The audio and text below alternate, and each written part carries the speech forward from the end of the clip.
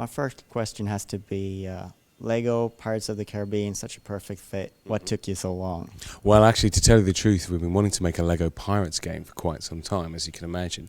Lego Company have made a range of play materials based on pirates sometime, and it's always just bubbling around in the background.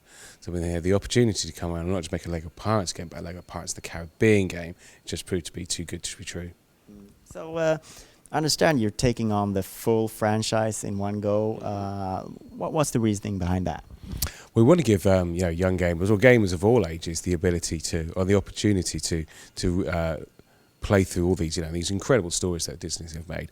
But what we always deliver is a retelling of them through the prism of Lego, and that that allows us to capture on the main kind of story moments, but also kind of lampoon and make fun of all the bits that people love, and that way they get an incredible experience of all these all four films all in one game. It's just it's a winning formula.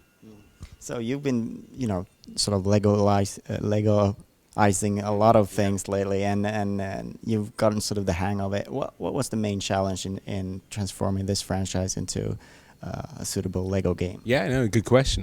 I mean, it's really the challenge is always the same, is to understand what is specific about pirates and making a pirate adventure that's, say, different from making a wizard adventure or an adventure in space.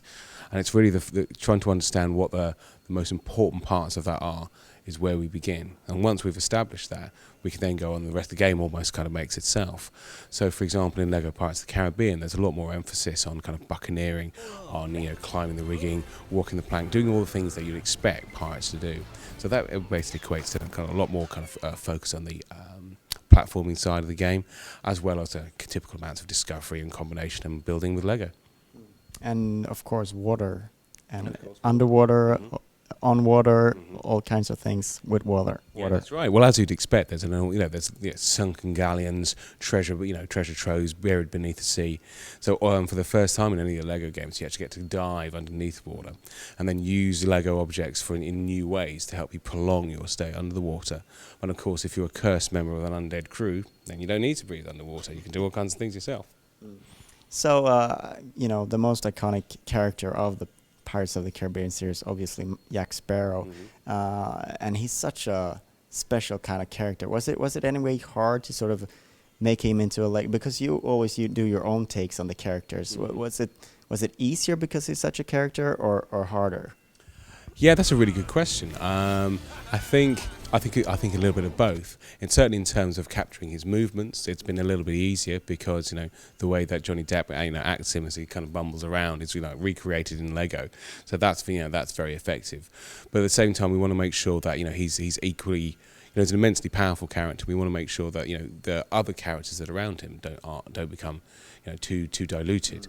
So the question wasn't necessarily about how do we deal with Jack, but how do we make all the rest of the characters equally as fun as important throughout the game. And I'm really confident that with the abilities that they have, that the whole party has something contains characters with unique and interesting powers.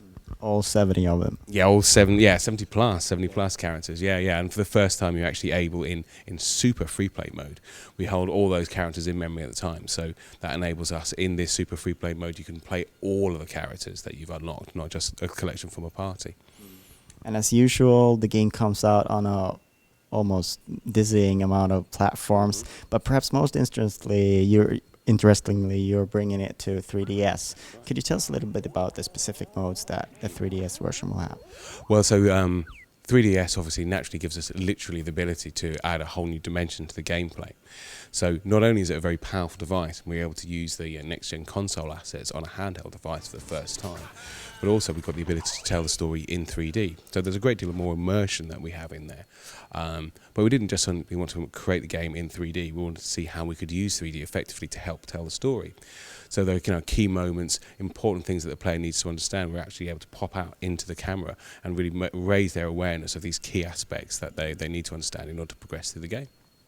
And also you're using Street Pass and Spot Pass. Yeah, that's right. So The Street Pass feature allows you to, create and customize your own pirate character, and then as they interact with other 3DSs, so your pirate character will battle with other pirate characters, and if you win, then you are rewarded coins, and you can use those coins to purchase new characters, which are only available by playing through the Street Pass mode. And I just realized when I was watching the 3DS demo that you guys will probably be one of the first developers in the world to put out 2 games on that device. Could you just give us a little bit of an insight how it's been to work on the new platform? Yeah, I mean, we've worked really closely with Nintendo. They've been excellent partners, and they've given us a lot of help and a lot of insight into how to get the most out of 3DS. I think what's been the most productive is how we've tried to concentrate on getting the 3D effect suitably immersive, but at the same time soft enough that you can play it in 3D for long periods of time. So there's a lot of technical stuff that goes on, but basically what we're doing is trying to focus the camera on the character the whole time. So rather than changing the depth as you move through back and forth through the game, the depth remains constant whilst it focuses on the camera on the character. So that allows us to play games for 8-9 hours quite happily with 3D on. And you guys are closing in on the deadline. I guess you're going to be out when the movie comes out, approximately. That's right. Yeah, the game's going to be out in May alongside the film. So hopefully we'll have a few less bags under our eyes at that point, and we can go and enjoy the movie.